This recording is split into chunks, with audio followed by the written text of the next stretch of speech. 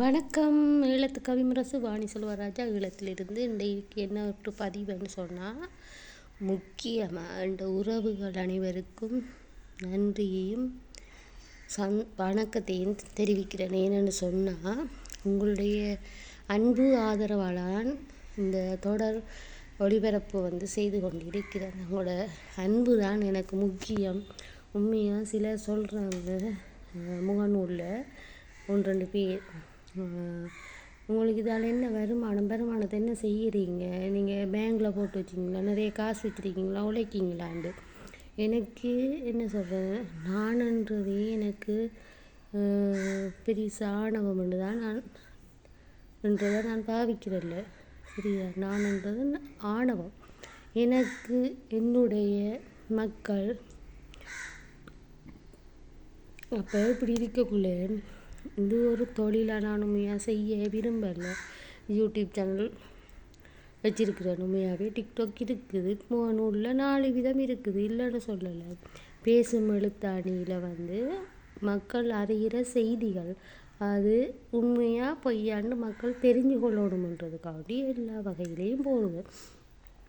மற்றது ஈழத்து கவிமுரசு வாணி செல்வராஜா என்ற முகநூல் எனக்கு ஈழத்து கவிமுரசு வாணி செல்வராஜா என்ற பட்டத்தை நானாக ஏற்படுத்தி கொள்ளலை. எனக்கு தாயகத்தில் இந்தியாவில் எந்த தாய் நாட்டில் எனக்கு எந்த நாட்டில் அங்கீகாரம் கிடைக்காத போது 2019 நான் கவிதைகள் எழுதி மன்னிக்கவும், அடியவள் கவிதைகள் எழுதி 300க்கு மேற்பட்ட சான்றிதழ்கள், நிறைய பட்டங்கள், விருதுகள், உலக சாதனை 5 கூட கிடைத்திருக்கின்றது.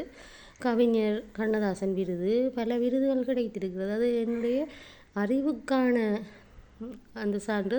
சிவனப்பா தான் எனக்கு அதை தந்தது. இது என்னுடையது என்று சொல்லக்கூட இல்லை, அது ஒரு பிக்சர். எனக்கு சிவனப்பா தந்த ஒரு பிக்சர். மற்றது சித்திரங்கள் கீறுறது அது நான் மன்னிக்கவும், அடிகள் கீறி பழகினது தான் அந்த சித்திரங்கள்ன்றது. எல்லா வில்லுப்பாட்டு நாடகம் எல்லாம் அது ஒரு கால அடியவளால் ஏண்டதோ செய்தலன்னு அது என்ன சொல்கிறது, அழிஞ்சு போகக்கூடாதுன்ற ஒரு உள்நோக்கம். மற்றது என்னுடைய ஆன்மீகம் புனிதமானது. அதை நீங்கள் எல்லாருக்கும் தெரியும். அதை பற்றி நான் திருப்பி கதைக்கணுமன்றது இல்லை. எனக்கு எந்த சைவம் வேதம் முஸ்லீம்ன்ற ஒரு இல்லை. நான் என்னுடைய மொழி தமிழில் கொஞ்சம் பற்றிருக்கு, உயிரும் உணர்வும். அதுக்காண்டி மற்ற மதங்களையோ மற்ற மொழிகளையோ நான் மன்னிக்கவும் அடியோல் ஆணவமாக கருதவும் மாட்டேன், மிதிக்கவும் மாட்டேன். அடுத்தபடியாக இன்றைக்கு என்ன பதிவுன்னு சொன்னால், நிறைய நீங்கள் நல்லவங்க, முக்கியம் எனக்கு 100% என்னுடைய உறவுகள் எனக்கு கிட்டதாக போடலை. இந்த முகநூலியாக இருக்கட்டும், டிக்டாக்டாக இருக்கட்டும், யூடியூப் சேனல்கள் இருக்கட்டும், உண்மையாகவே உங்களுடைய அன்புக்கு தான் தலை வணங்குறேன். எனக்கு எந்த ஒரு எதிர்பார்ப்பும் இல்லை. எனக்கு ஒரு காசு எதிர்பார்த்தோ உங்களுடைய உதவிகள் எதிர்பார்த்தோ செய்யலை. மக்களுக்கு தேவையான விஷயத்தை செய்கிறேன். நன்றி. இன்னொரு விஷயம், எனக்கு ஒரு சந்தோஷத்தை கடவுள் தந்திருக்கிறார். இந்த வயசில் என்னுடைய இப்போ 47 வயது முடியுது. இந்த வயசில் ஆன்மீகம், கவிதை துறைகள், பல துறைகளில் வெளிக்கொண்டு மக்களுக்கு எல்லாருக்கும் தெரியும். இன்னொரு விஷயம், இந்த வயதில் என்னுடைய பிள்ளை இந்தளவு சாதிச்சிருக்கிறாள்ன்றது எனக்கு பெரிய விஷயம். அதுக்கு நான் உங்களுக்கு நன்றி சொல்லிடுறேன். முகநூலில், டிக்டாக்ல, யூடியூப்பில் கூட எனக்கு நிறைய பேர் இந்த பிள்ளைக்கு ஆசீர்வாதம் பண்ணிட்டீங்க. உண்மையாக சந்தோஷம். என்ற பிள்ளையை நான் வயிற்றில் சுமந்ததுக்கு எனக்கு அது நட்பேர். இந்த வயசுலேயே எனக்கு கிடைச்சதுன்றது சிவனப்பா தந்த ஒரு ஆசீர்வாதமாக தான் நினைக்கிறேன். அவன் சின்ன வயசுலேருந்து கதைக்க மாட்டான். 9 வயசுலேருந்து காதும் கேட்காது, வாயும் பேசாது. ஒரு சத்திர சிகிச்சை 9 வயதில் செஞ்ச பிறகு தான் கதைக்க தொடங்கினவ.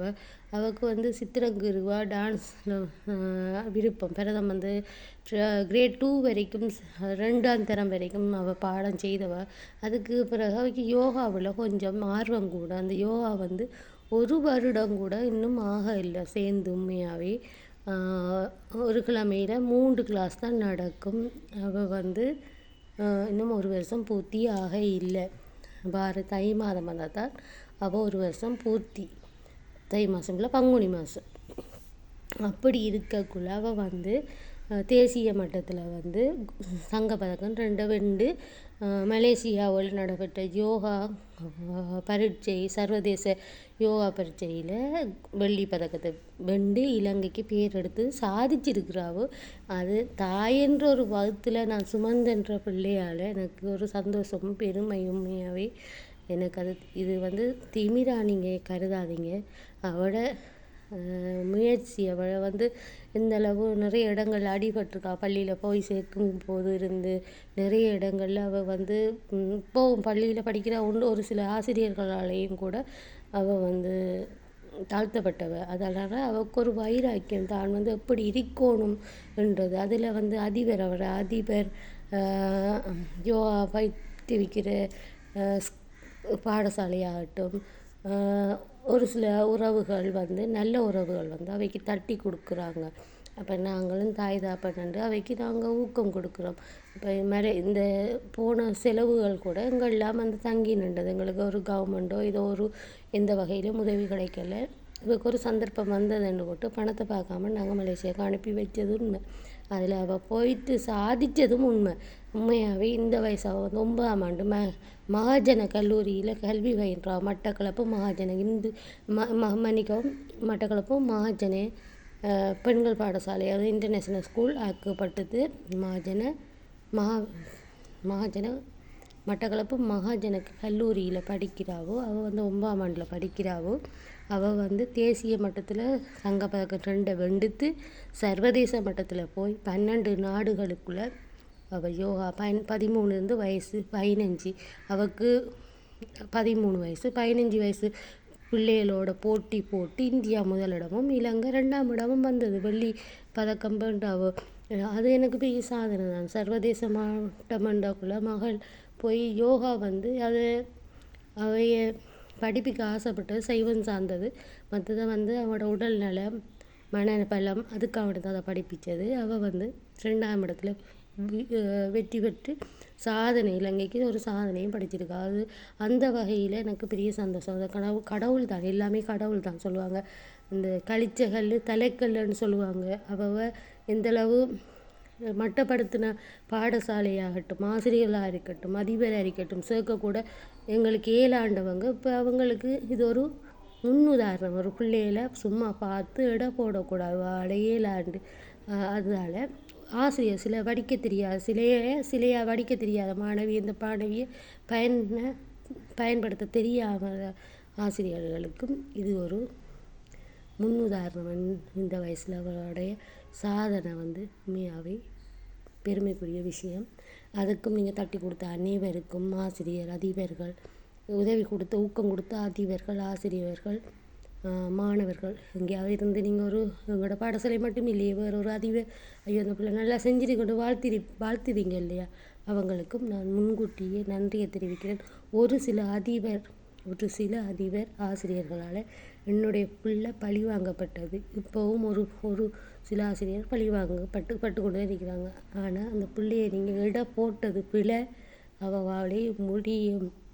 ஒரு பிள்ளைய சிற்பமாக்குறது உங்களோட கையில் இருக்குது. இந்த பிள்ளைக்கு இன்னும் எதிர்காலம் இருக்குது. இன்னும் வாய்ப்புகள் வரும். அவள் இன்னும் நிறைய சாதிப்பாவும். இலங்கையில் இருக்கிற உண்மையாகவே பெரிய இதுகளில் வாய்ப்புகள் இருந்தால் எங்களுடைய மகளை சேர்த்துக்கொள்ளுங்க. அவளுடைய சாதனையை நீங்கள் வெளிப்படுத்துங்க. உண்மையாகவே அவளுக்கு இப்படி ஒரு சாதனை இருக்கிறன்றதை நாங்களாக வெளிப்படுத்துகிறத விட இப்படி அவையால் தகுதி ஏலும். அதுக்கு ஒரு வாய்ப்பு அளியுங்க. நன்றி வணக்கம். ஈழத்து கவிமுரசு வாணி செல்வராஜா. இது மனநோவை கருத்திருந்தால் மன்னித்து கொள்ளுங்கள்.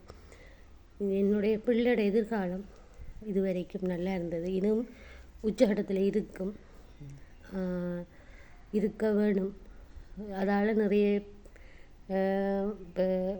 பேர் இது யோகாக்களை வந்து புனிதமானது. மெடிடேஷன் யோகான்றது எல்லாம் மனசுக்கு உடம்புக்கெல்லாம் நல்லம். அது இந்த வகையிலையும் இதை பயின்றால் நல்லது நடக்கும்ன்றதையும் சொல்லிக்கொள்ள விரும்புகிறேன். நன்றி வணக்கம். ஈழத்து கவிமுரசு வாணி செல்வராஜா. நன்றி.